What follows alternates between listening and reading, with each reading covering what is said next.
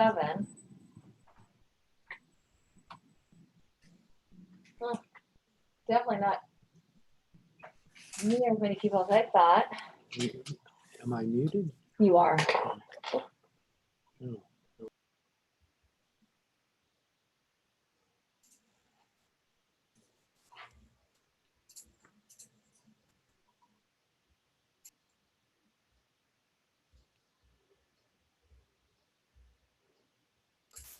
Coco, there's just a few more people joining. Just give me a second. Mm-hmm. 1 more minute, yeah.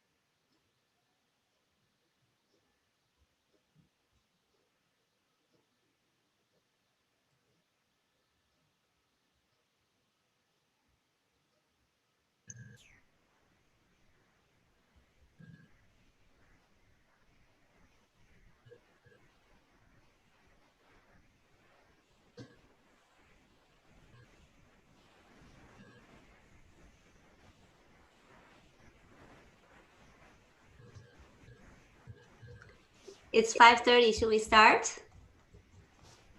Yes, please. Okay. Welcome, everyone. Thank you for joining us today for our live stream seminar with Larry Stone, Santa Clara County Assessor. Today, we are also streaming live on Facebook, YouTube, 一直播, Weibo, and TikTok. Today, we have a special raffle drawing. Don't forget to register for this free raffle drawing with 2 special prizes. The registration form for the raffle is available in the public message to everyone in Zoom. Hi, my name is Coco Tan. I'm a realtor with Keller Williams Realty in the San Francisco Bay Area. Today, we are joined with Korea, the Chinese American Real Estate Association, a wonderful real estate organization that brings together some of the most dedicated professionals in the real estate industry. We would like to give a big special thank you to Mr. Wilson Chai with Bank of America, the president of Korea, who made all this happen today. Hello, Wilson. Hi, everybody. Thank you, Coco, for the nice introduction. Thank you. Korea was founded with a mission statement to promote the social and economic well-being of associates and to further the professional image of Chinese Americans who are engaged in the field of real estate. The San Francisco Bay attracts the best, brightest, and most innovative people from all around the world. It is such a great place to live and a great place to chase your dreams. We're also very blessed to have excellent local leadership that celebrates and encourages the freedom to chase those dreams. We're very honored to have one of those leaders join us today.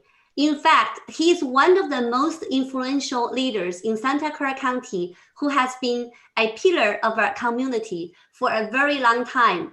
He is the famous Larry Stone, a man who has been instrumental in helping make our community one of the most attractive places to live. San Jose Magazine named Larry Stone one of the Silicon Valley's 100 most powerful leaders. Hans Johnson, a famous Pulitzer Prize-winning author and Washington Post reporter, wrote a book called Sleepwalking Through History, a best-selling book. In his book, he described Larry Stone as bright, articulate, an American rarity, a proven political success in a time of political failure. Larry Stone was first elected assessor in 1994 and overwhelmingly re-elected 6 times by the residents of Santa Clara County, which stretches north to Palo Alto, south to Gilroy, and includes San Jose, the capital of Silicon Valley. The county boasts a population of 1.9 million people, greater than that of 13 states. Larry Stone has been a financial manager on Wall Street and co-founded a successful Bay Area real estate investment and development firm. He served 16 years as a council member and the mayor of Sunnyvale, a period during which the city earned an international reputation for effectiveness and became a model for President Clinton and Vice President Gore's efforts to reform the federal bureaucracy.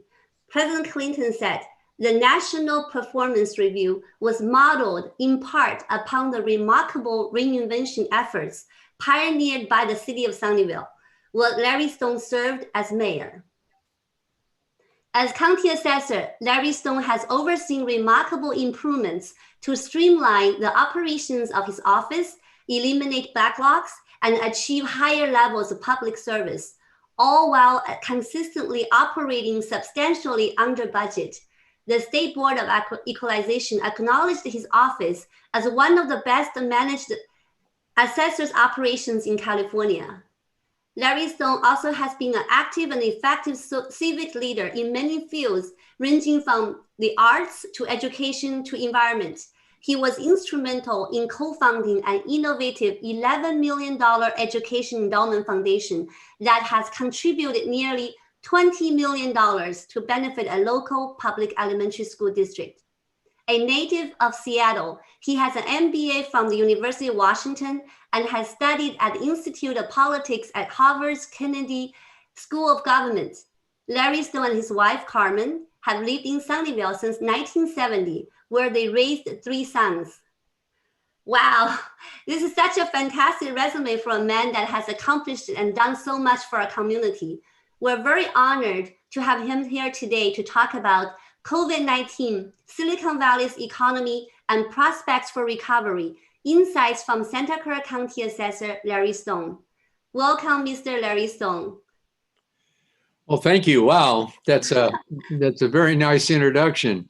Thank you so much for taking your time to be here today. We look forward to learning from you today. Great. Well, I'm glad to be here. You know, last year, I was talking about an impending recession. I said we will have a recession because we always do. Recessions tend to be very cyclical. I said at that time, our tech economy is very volatile. Our cycles in Silicon Valley tend to be faster and steeper, going up and coming down. Last year, I said the next recession will be a normal recession. I called it a soft landing. Well, today we are facing a crash landing. Unemployment rates reaching the Great Recession levels.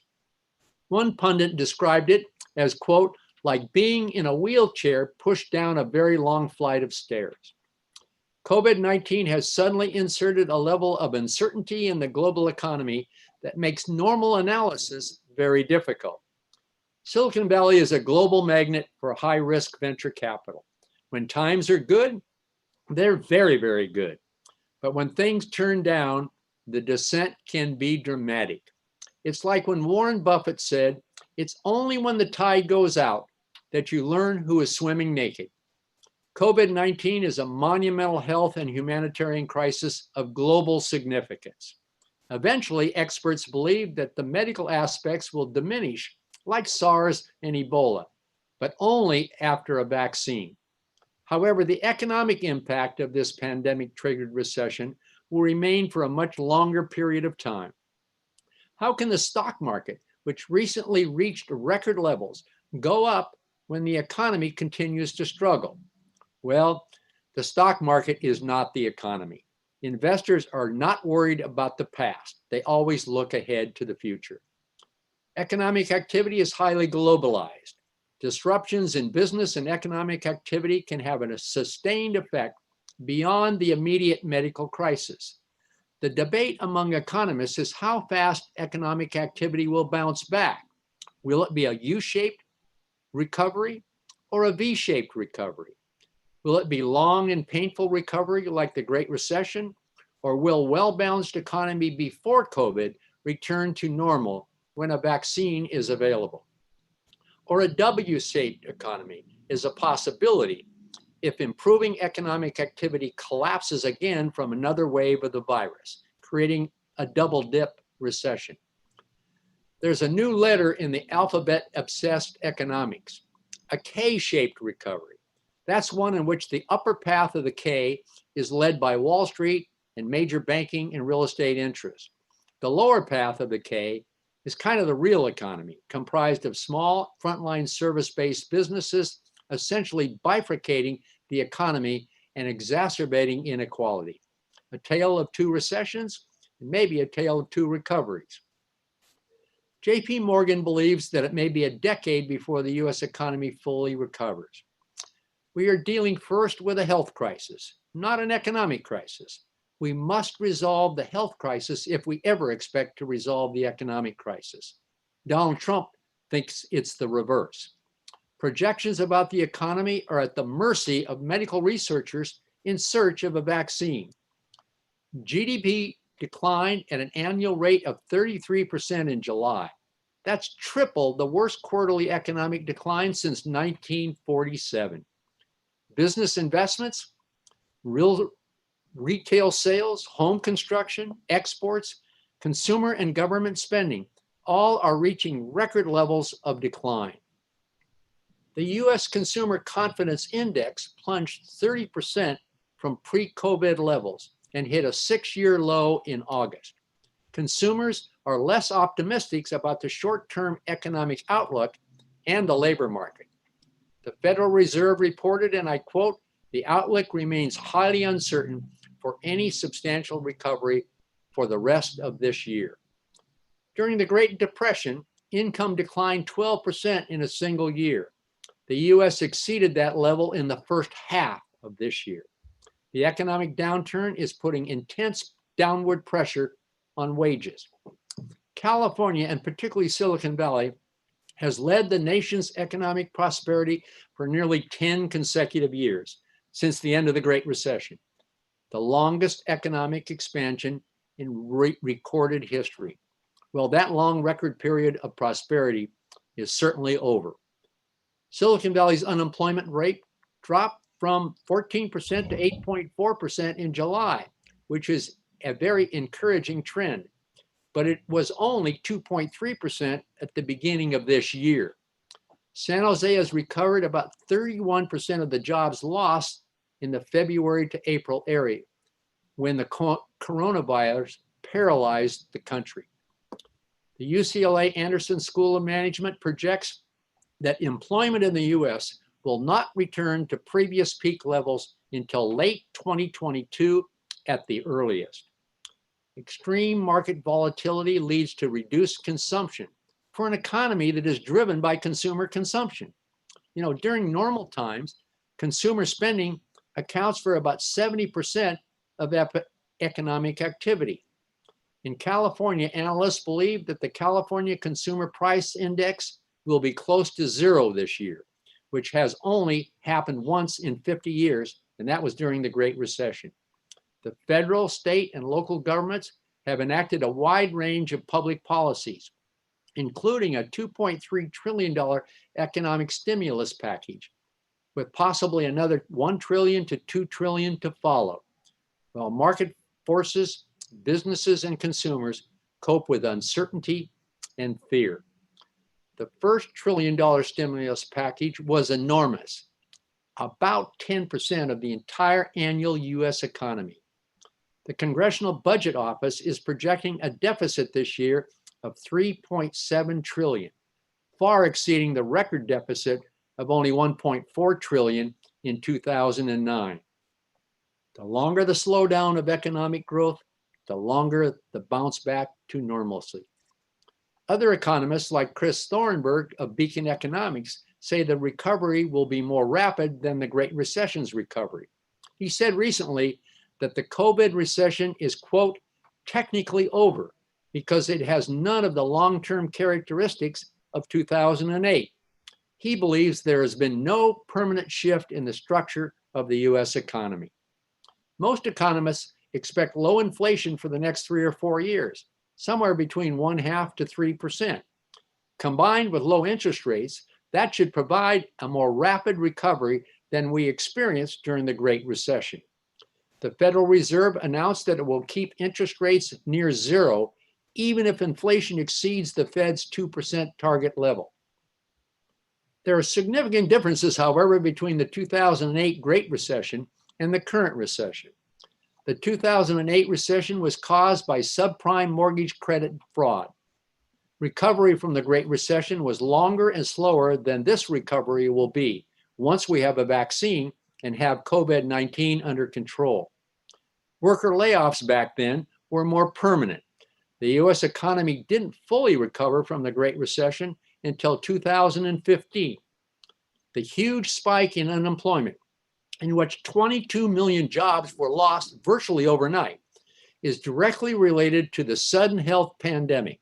Workers laid off from profitable, sustainable businesses that were ordered to close. Initially, economists thought that the many job losses were temporary. But as the crisis drags on, it has become evident that many of the job losses have become permanent. Temporary furloughs have become permanent. So what are some of the economic implications of this pandemic on our real estate markets?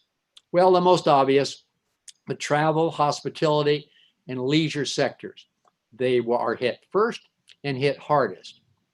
Hotel and lodging sector is most vulnerable due to decrease in tourism and business travel, in addition to government-imposed limits on public gatherings, conventions, conferences, trade fairs, and of course, sporting events.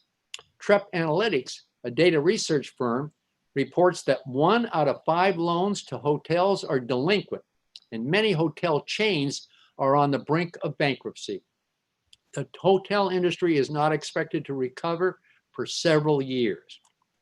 Next, the retail sector. The one sector that is increasingly weaker is retail. The downward trend of retail has accelerated rapidly since the COVID-19 crisis. Fear of social contact, plummeting consumer confidence has exacerbated the serious challenges already facing the retail sector, particularly in-store comparison goods retailers. Retail sales plunged 78.8% in April and May, and we can expect to see more for lease signs in windows of vacant storefronts. Restaurants, food and beverage outlets, supermarkets, major malls will continue to suffer from compulsory or self-imposed access restrictions. Several national restaurant chains are facing serious financial challenges. These include Outback Steakhouse, Applebee's, IHOP, Denny's, and the Cheesecake Factory. According to CBRE, it will be at least a year or two before the restaurant market comes back, and only when the public feels comfortable going there. A sharp decline in consumer spending by consumers who have lost their jobs is having a major impact on retail sales. The increasing prevalence of online shopping versus traditional brick and mortar stores all point in the same direction. Online sales are growing at 3 times the rate of in-store sales, and that trend continues to accelerate. Much of the brick and mortar retail industry was on life support before COVID-19. The retail bubble has burst, and the problem is not cyclical. I believe it's a forever trend. Traditional retailers were very late to e-commerce. The retail malls are leading the retail mess. Even before COVID, mall traffic was way down, and mall vacancy hit a 7-year high in 2019. Many mall tenants are delinquent in their rents, causing mall ownership to be delinquent on their loans. Nearly every major retailer is closing stores. Gone are the bookend department anchors in shopping malls. One major retail researcher projects that 30% of the nation's 1,100 malls will close in the next 4 years. Coresight Research projects that 20,000 to 25,000 US stores will close permanently this year, and 60% of those are mall-based. CBL Properties, one of the nation's largest mall owners with 90 malls, just filed for bankruptcy. The US is simply overstored. Many small mall tenants have co-tenancy clauses in their lease, allowing them to exit before the lease expires if a major tenant closes. Traditional shopping centers, particularly malls, are transforming into consumer centers with a mixture of uses, including fitness and health and wellness facilities, co-working operations, or being repurposed to converted to things like offices, affordable housing, distribution centers for e-commerce, classrooms, churches, and even transitional space for the homeless, or many are just being demolished. Americans are spending proportionally less income on things and more on services. Well, traditional shopping malls sell things. With the inevitability of autonomous cars, vast surface parking lots present an opportunity for housing development. Investment in retail properties plunged 19% year over year. Millennials are a driving force behind e-commerce. Millennials grew up in a one-click world where speed and convenience is expected, indeed demanded. The decline of the middle class is having a profound effect on retailers. Deep discount retailers like dollar stores are doing extremely well. Before the COVID-19 recession, midline retailers were struggling, consistent with the decline of America's middle class. The barrage of retail bankruptcies, store closures, diminishing revenues, it all has become a survival of the fittest as name brand retailers, debt-ridden retailers like Circuit City and Mervyn's, Blockbuster, Borders Books, Loehmann's, Sports Authority, Linens and Things, Toys R Us, Payless Shoes, Forever 21, Tuesday Morning, Orchard Supply, J.C. Penney's, J. Crew, Neiman Marcus, Lord & Taylor, Brooks Brothers, and Sears continue to disappear. So is there a winner? Well, Victoria's Secret, sales up 68% since COVID. I don't know what that tells you. One retail leader described it as the 3 C's: closures, consolidations, and contractions. Nevertheless, e-commerce sales still represent only 10.7% of total retail sales, while an ever-increasing number of U.S. consumers are regularly shopping online. Seattle-based Amazon accounted for 53% of e-commerce growth in 2019. The entire retail industry shared the remaining 47%. Amazon's market cap reached $1.5 trillion yesterday, which is greater than the market cap of the other top 15 retailers combined. And those other retailers include Walmart, Costco, Target, Nordstrom's, Best Buy, and 10 others. Amazon's acquisition of Whole Foods sent shockwaves through the grocery industry. One industry expert described it as Amazon declaring war on every supermarket and corner store in America. Many believe that Amazon, Apple, Google, and Facebook are abusive monopolies and that our markets are no longer competitive. Google has 92% market share. Facebook owns 4 of the 5 biggest apps and 79% of the smartphone profits.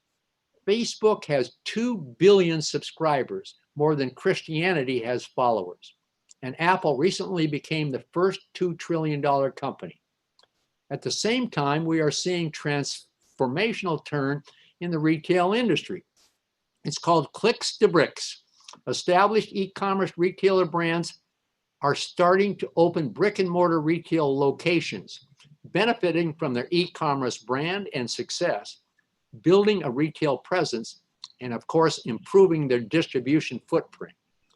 As the giant retail corporations put small businesses out of business, author Anchor Galloway says that it has never been easier to become a billionaire and never been harder to become a millionaire. Consumer behavior is causing major changes to the retail sector.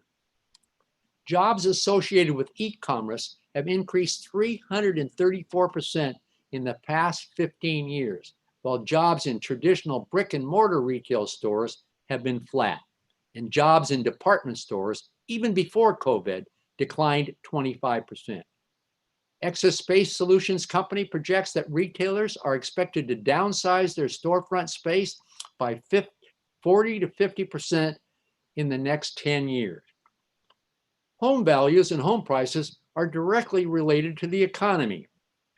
During the Great Recession, residential property values dropped 50% in some geographic areas of this county. At the height of the Great Recession, my office proactively reduced the assessed value on 136,000 properties, nearly 1/4 of all properties in the county, reducing the assessment roll by $27 billion. The housing market was blindsided by COVID-19.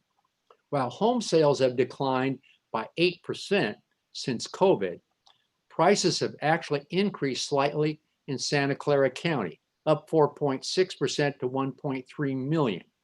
Historically, low mortgage interest rates combined with fewer homes for sale have caused prices to stay up. The high-end single-family market is hottest in Silicon Valley.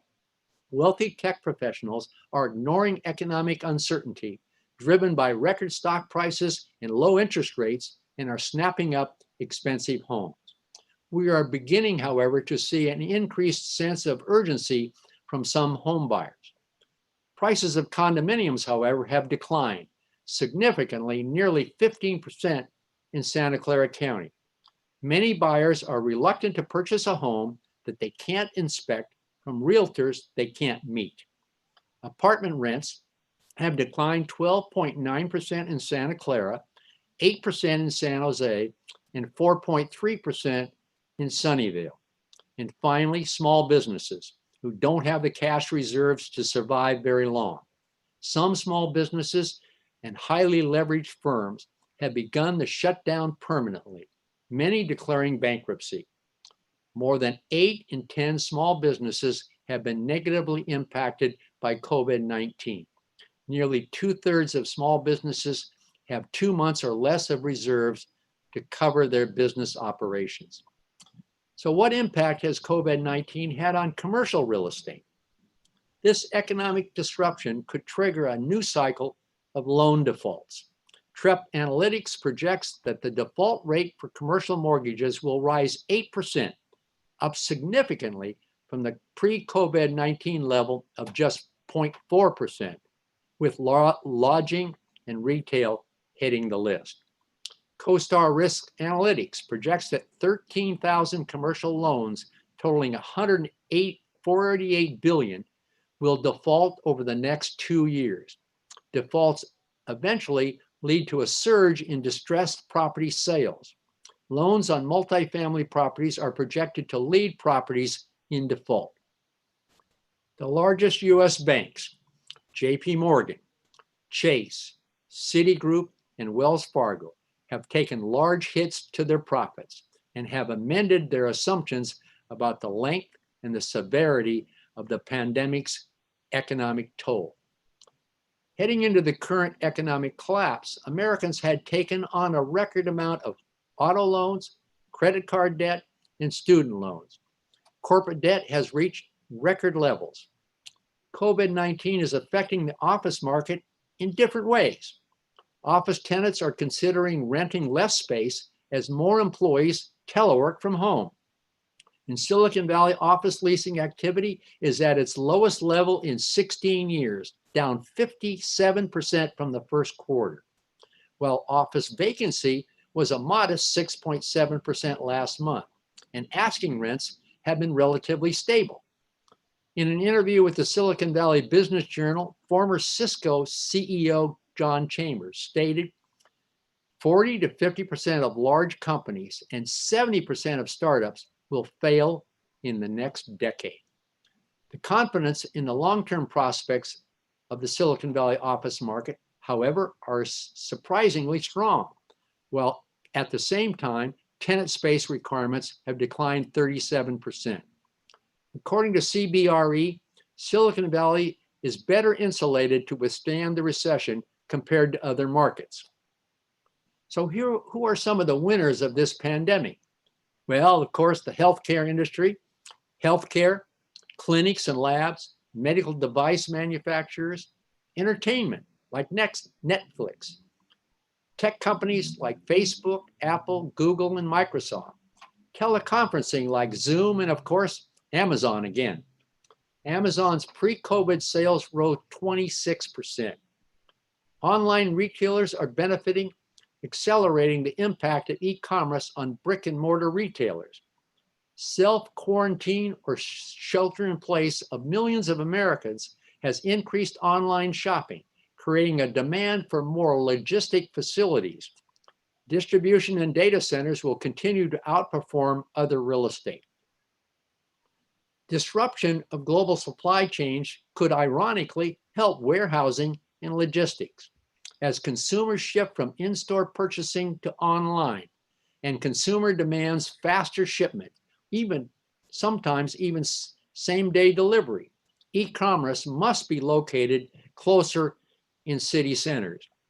Jobs in fulfillment, delivery, and related roles are growing at faster than jobs lost by brick and mortar retailers. Industrial real estate, particularly warehouse, which is the last mile of distribution, will be the most desired asset class in 2021. The vacancy factor for industrial properties in Silicon Valley is just 3.7%. Development, construction, and leasing activity will be delayed or canceled due to the heightened sense of uncertainty over the economic and business outlook. The Silicon Valley Business Journal reported that commercial developers are on a pace to complete less than half of the commercial space they delivered last year. That's based upon first quarter 2020 data prior to COVID-19. It's probably much worse now. In May, Boston Properties announced that they are suspending the development of all of their properties in the US with material lease risk up, including a 1.1 million square foot Class A office campus in San Jose. Kaiser Permanente canceled the $900 million, 1.6 million square foot office tower in Oakland. And more cancellations or delays of major real estate projects can be expected. Given the extended time it takes today to entitle and finance major real estate projects, this could have a long-term impact on critical real estate development, including both affordable and worker housing. A slowing economy also takes its toll on tax revenues, particularly here in California. Government spending is an important component of a healthy economy. There's a connection between economic growth and tax revenues. As tax revenues decline, so does government spending. Only 17% of GDP is tax revenues. It is clear that this is way too low to adequately recover from a deep recession like the one we're in. Uncertainty about how long the crisis will last and when it will end can create an almost as serious wait-and-see hesitation to engage in any meaningful economic activity.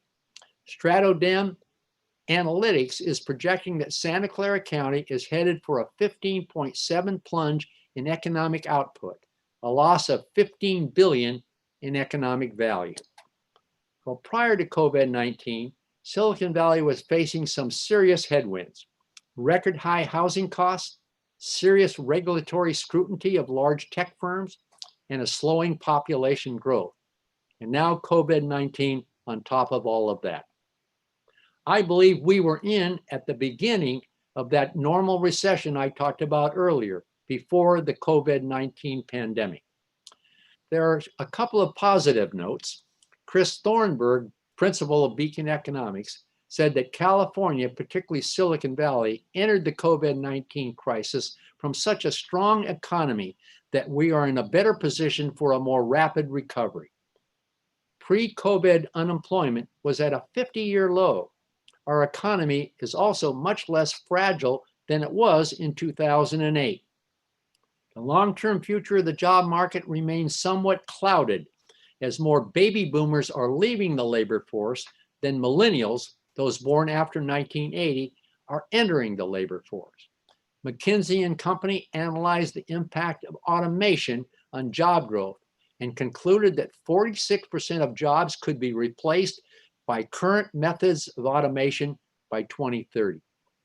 A Stanford computer science professor said at the 2019 Joint Venture Silicon Valley Conference that 50% of all jobs could be automated by artificial intelligence. For example, there are 3.5 million truck drivers and 700,000 bus drivers in the US who will likely be displaced by autonomous trucks and buses. UPS has been quietly delivering cargo using self-driving trucks. And Waymo, the self-driving unit of Google, expects to deploy robot cars outside the testing environment this year. Computers will replace your tax returns electronically. Medical diagnostics will be done remotely by computer. 3D printing of products like shoes and electronics will be available. Car ownership will be obsolete. Call a self-driving car when you need one. That means fewer accidents, lower insurance costs, fewer body and repair shops. Even major league umpires will be displaced by artificial intelligence. Lasers can call balls and strikes more accurately than humans. So what will work life feel like and look like when we reopen the economy? Well, the new normal will be anything but normal. COVID-19 is reordering virtually every industry. 3 Wall Street Journal reporters wrote in an article, and I quote, "Economic reopening will be fitful, fragile, and political." So here are some of their observations. Will we return to cubicles and kill the popular open office market? Will work schedules be staggered? Will employees be subject to frequent monitoring and temperature checks by walk-through temperature scanners? Is employee monitoring an invasion of privacy? Will office employees' densities, which have more than doubled in the last decade, be reduced? Will permanent teleworking explode with more employees working remotely and leasing less space? Will mass testing be required, even self-administered tests? Will open conferences and meetings be replaced by Zoom, Skype, GoToMeetings, and webinars? And will customer service workers have less direct personal contact with customers? Well, those are my observations today. Tomorrow could be completely different given the environment today. So please stay tuned, and I'm happy to answer any questions you may have.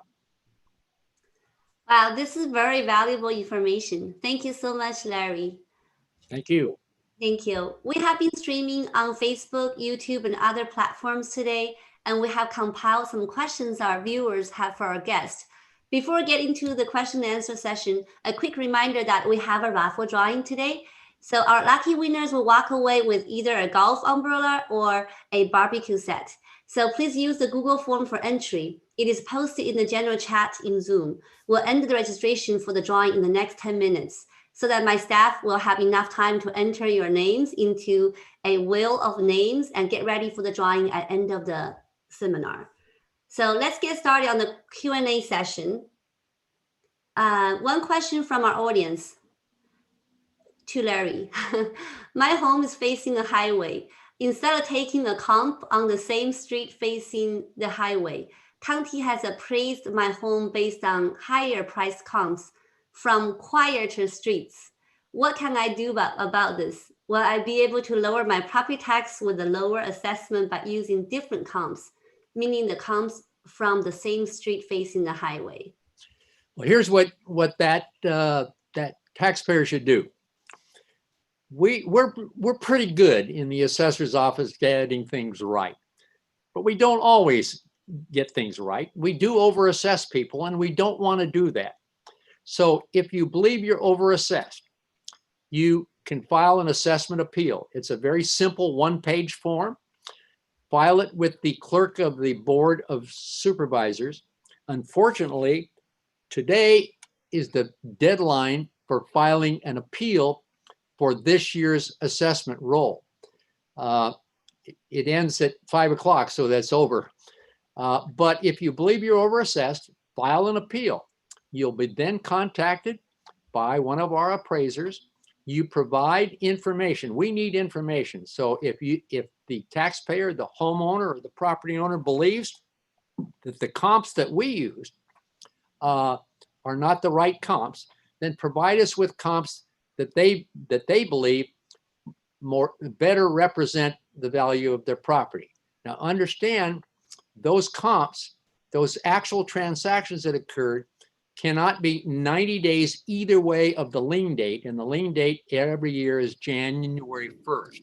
So you can't go outside those parameters and pick a comp that happened in a better market or pick a comp that happened in a worse in a worse market. And, you know, we close the assessment roll every July 1st. I'm constitutionally required to do that by state law. When we close the roll, we're one of only 10 counties in the state that send notices out to all 498,000 property owners in advance saying, here's what your assessed value will be when you get your tax bill in October. If you believe that that number on the notice is too high, then we ask people to ask for an informal review. We did I think about 3,000 informal reviews. I'm not sure about that number, but actually about 50% of them, almost exactly 50% of them got a decline. So we do overassess people. We don't want to do that. We want to make it right, because that's why people have confidence in what we do. That was a long answer, but I hope it was informational. Great answer. Yeah. Thank you. And then the next question is, are commercial and residential assessments different in terms of property taxes? Well, the values are certainly different, but Proposition 13, which passed in June of 1978, established a statewide single tax rate of 1% of the assessed value. So the tax rate on every property in California is the same, but obviously values are different. Values of the same types of properties are different. And it depends a lot on how long you've owned your property. Let me give you my personal example. I bought my home, 3,000 square foot home in Sunnyvale in 1975. I paid $80,000 for that home. It's assessed right now because it can only go up at 2% a year, you know, according to the provisions of Proposition 13, can only go up at 2% a year unless there's a change of ownership or new construction. Zillow says my home is worth about $3 million, but it's assessed at $276,000 because the market value went up much faster than the tax rate and the increase in the assessed value at 2% a year. So if you came and bought my property today and you paid the fair market value, your taxes would go to $30,000, mine are about $3,000. It's good to buy early, huh? So that goes to the next question. Does Proposition 13 apply to both primary homes and investment homes? Yes, it does. So if the county, so the question from this viewer, if the county actually assessed one of my investment homes more than 2% per year, what do we do about that? You complain. I mean, there's a lot of reasons that things can go up. If you did some improvements that were reassessable, or you had you sold part of your property, a partial transfer or something like that. But a property where you have a base year value, now it can go up if we reduced your property values because of the downturn and the market comes back, then we can increase the assessed value of your property by more than 2% until you get back up to what we call your factored base year value, that your purchase price increased by no more than 2%. So I gave you the example earlier that during the Great Recession, we proactively reduced the assessed value on 136,000 properties, reducing the assessed value by as much as 50% in some geographic areas. Well, we did that proactively. Well, then when the market started to come back as the recession receded, then we were increasing the assessments by more than 2% to reflect the increasing market values, sometimes as much during the 2012, 13, and 14, sometimes as much as 10 to 20% a year to reflect the market. Got it. Thank you. So next question is, should I expect higher property taxes in times of recession to make up for vacant commercial buildings? No, each property is assessed at its value, if I understand the question. and each tax rate is the same. There is something on the ballot called Proposition 15, which would change that if it passes in November. And that would be to reassess all commercial and industrial properties to market value every 3 years. As I said, properties can only go up at 2% a year unless there's a change of ownership or new construction. Well, Proposition 15 would change that for commercial real estate. So assessors would be required, if it passes, and it doesn't look like it will in my judgment, but if it passes, then my office would have to reassess all commercial properties every 3 years back to market value. Oh, wow.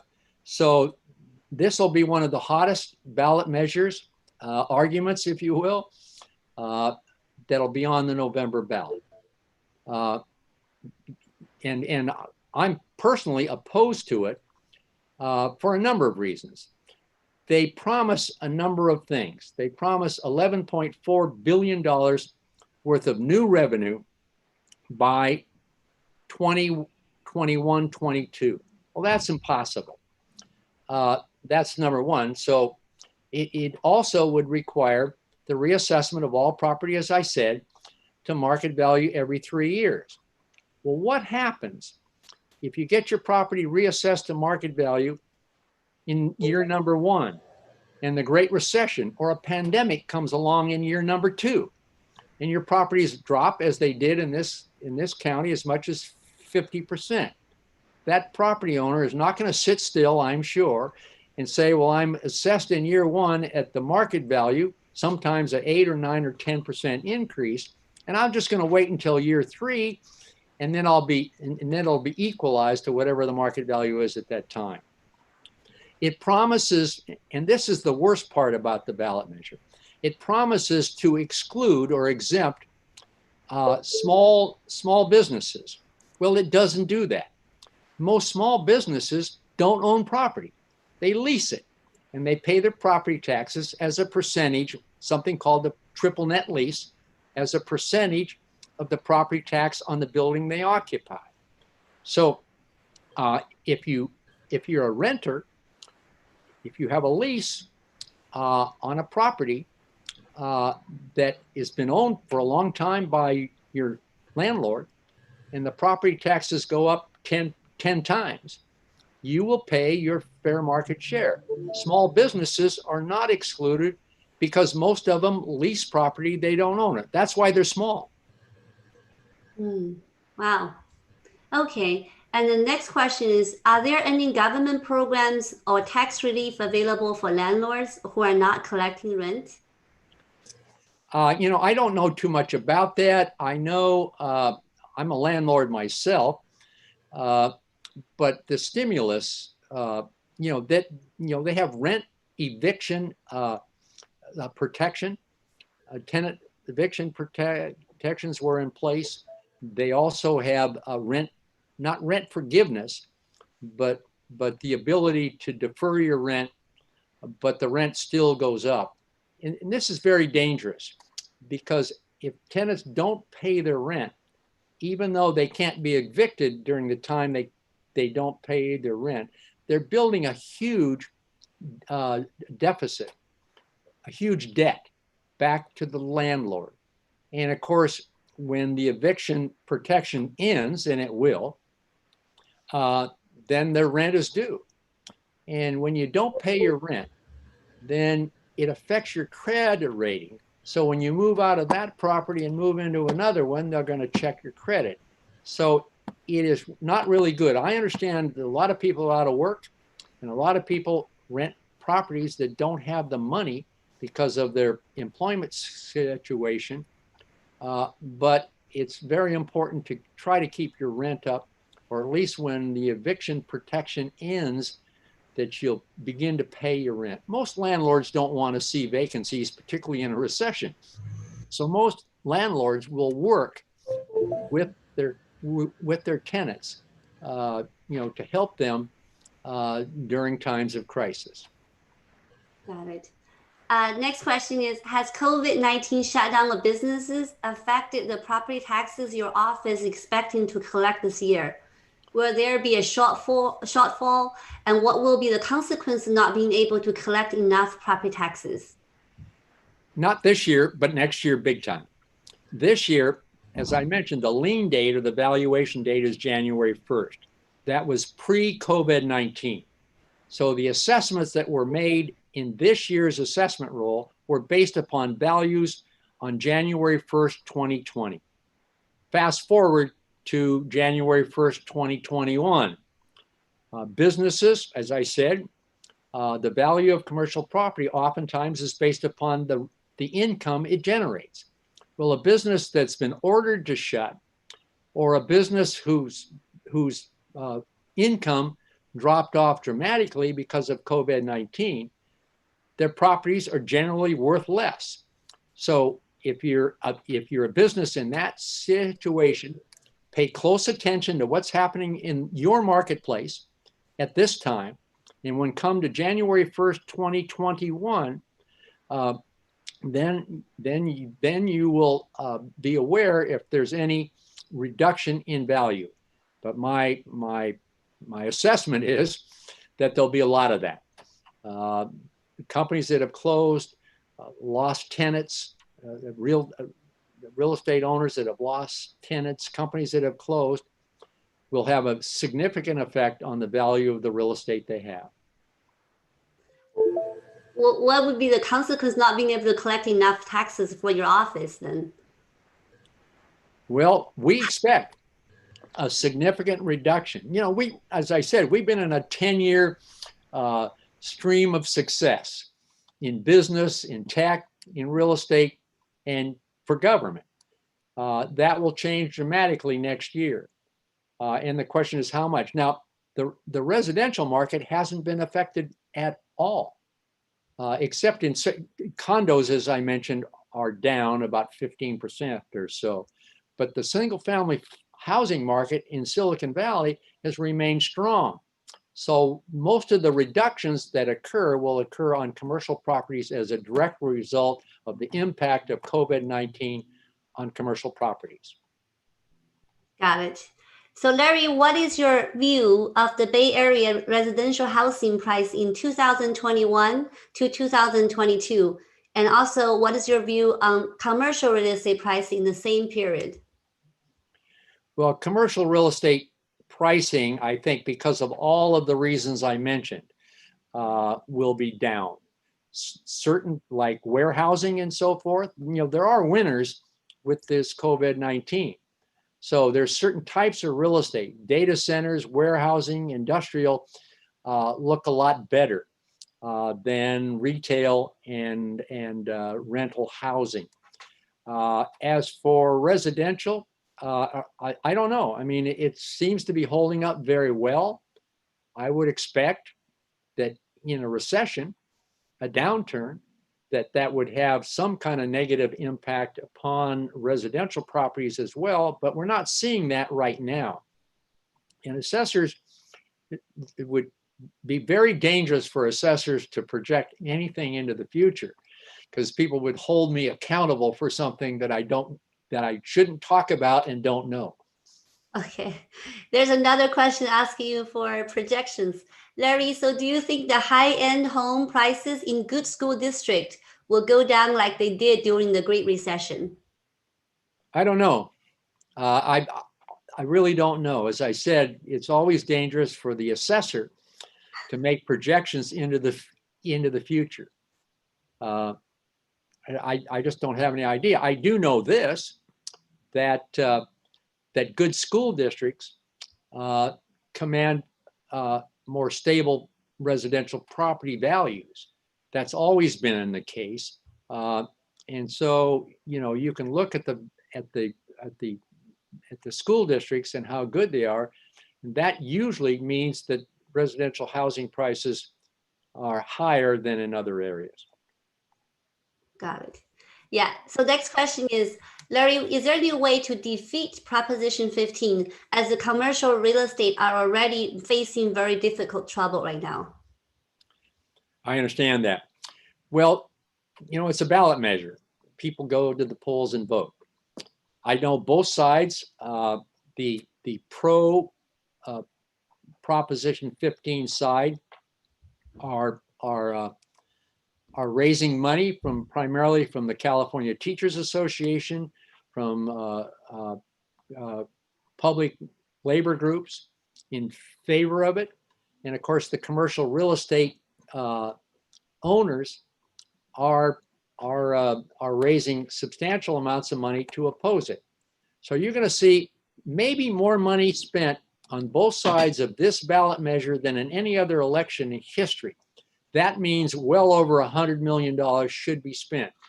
Now, I mentioned to you that the recent poll I saw doesn't bode very well for the ballot measure. The poll was done by an independent consultant, survey company, independent of either side. And the poll showed 48.8% of the people surveyed would vote no, and 40.9% of the people surveyed would vote yes. So you have to be well above 50% at this point in, you know, within 50 days of an election in order to expect that to happen.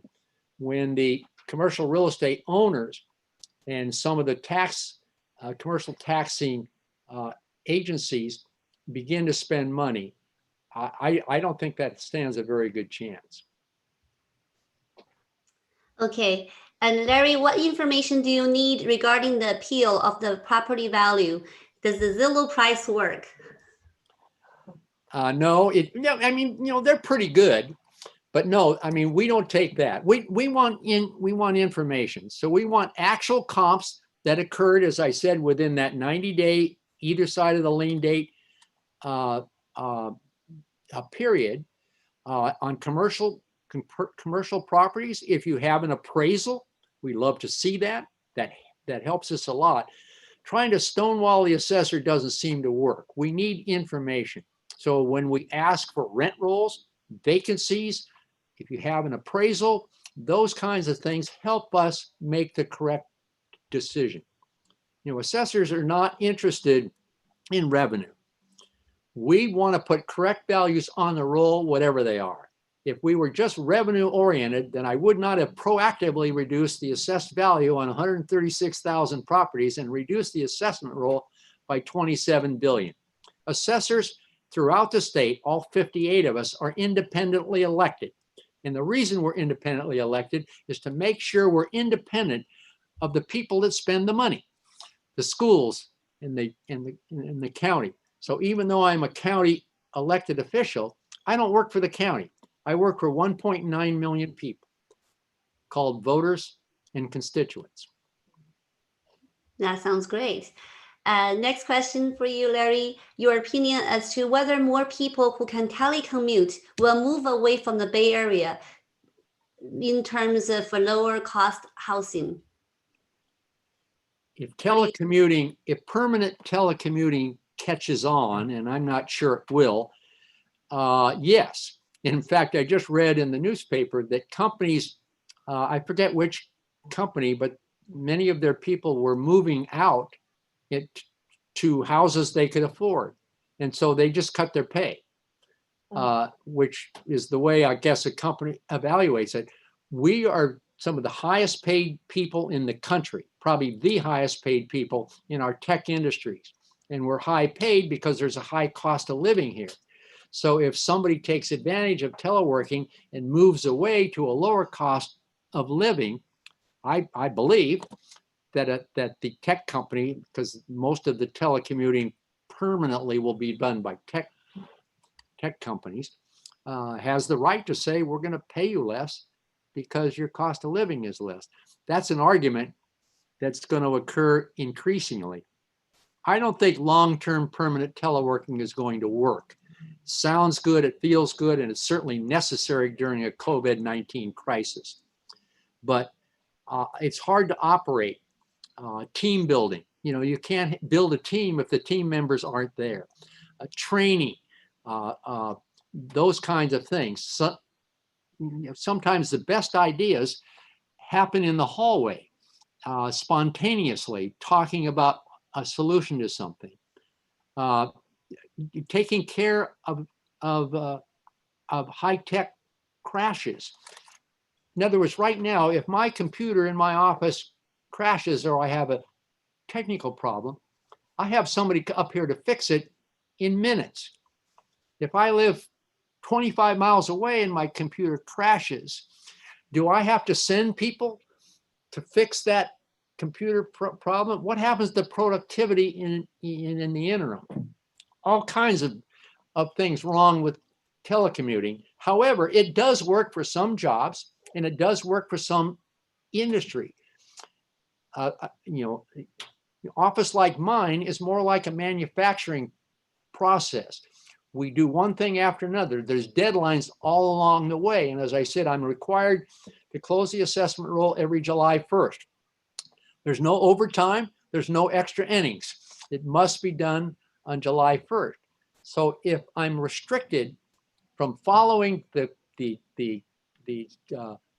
process, then not everything will get on the assessment roll, and that means less revenue. So I don't think teleworking works permanently. It can work sometimes, and it's worked quite well, as a matter of fact, during COVID, where we had to send everybody home by order. But in the long term, I spend tens of thousands of dollars equipping a cubicle with ergonomic furniture, very expensive. I don't think a kitchen table or a desk at home serves that purpose. How about children? Some homes are conducive for teleworking, but I'm in a highly unionized environment here. And so I can't tell one appraiser that their house is okay to telework from because and another one that has children has a different environment. The thing about working in an office is the environment is consistent, and that leads to consistent productivity. That makes a lot of sense. Yeah. So the next question is, the tech companies have so much money in their bank. Would that not help keeping the stock market high? That's a question for you, Larry. Well, I think, again, the stock market, I've worked on Wall Street. Stock market rarely looks back. They always look forward. So I get that question a lot. How can things be so negative on the economic side and so positive on the stock side? And the answer is because that's good news, because the confidence in what's in the future by the stock market tells an interesting story. And that's why a lot of people believe that the rebound, the recovery from COVID-19 will be much quicker than it was during the Great Recession. That's great. And Larry, I think this could be our last question. Can't you not take more property taxes from companies and put a fixed cap on residential properties? How will people survive such high property taxes when they're getting old? You're lucky, but not people who are entering the market right now. You're talking about residential or commercial? Sounds like this is residential. Well,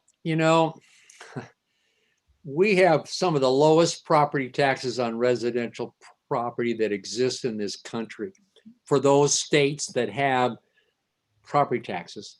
1% of the assessed value, which can only go up at 2% a year. And as people get older, the longer you've owned your property, the more equity you have. So when Proposition 13 passed, it passed for a legitimate reason.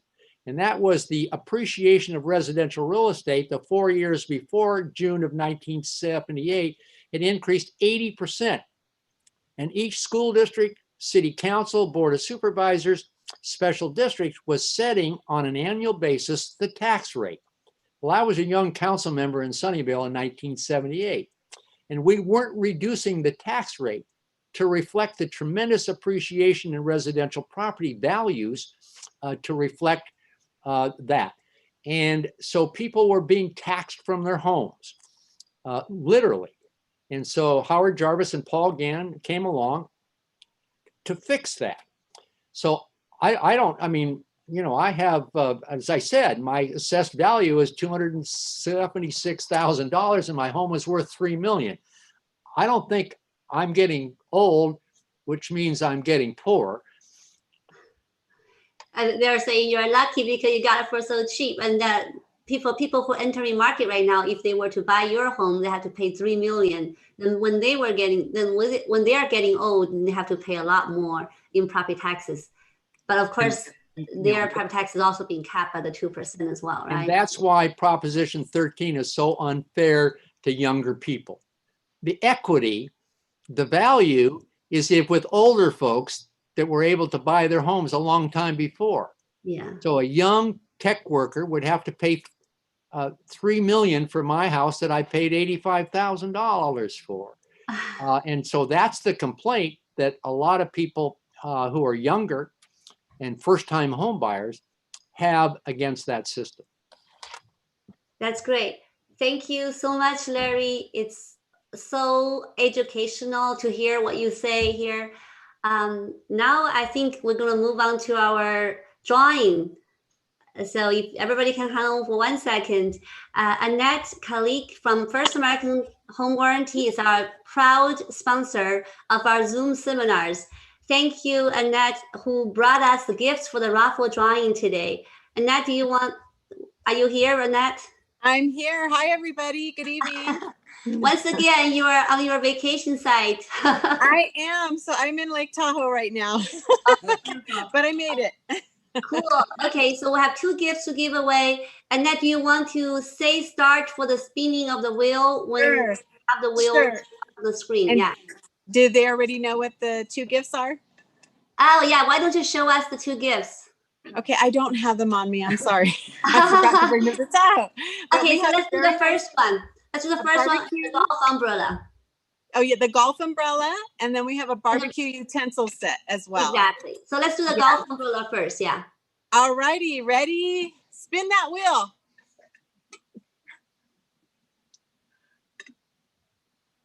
Okay, stop.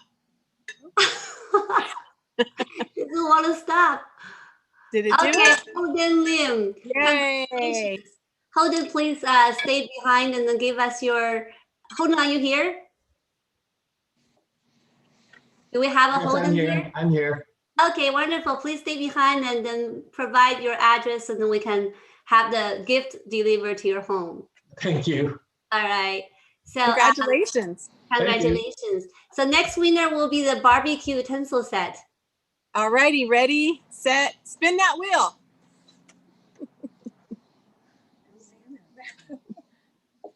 Stop.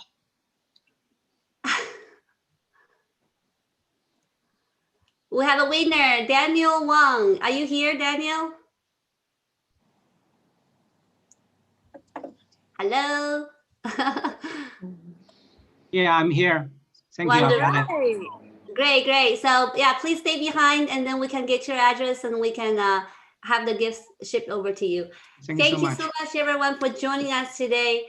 Larry, thank you again so much for your information. Are you still here, Larry? I guess he left. So thank you, everyone. If anybody want to hang around and then just introduce yourself, and you're welcome to do so as our Tuesday afternoon networking. Otherwise, we'll see you in 2 weeks. Bye, guys. Thank you. Thank you, Annette, one more time. You're welcome. My pleasure. Thank you. Thank you.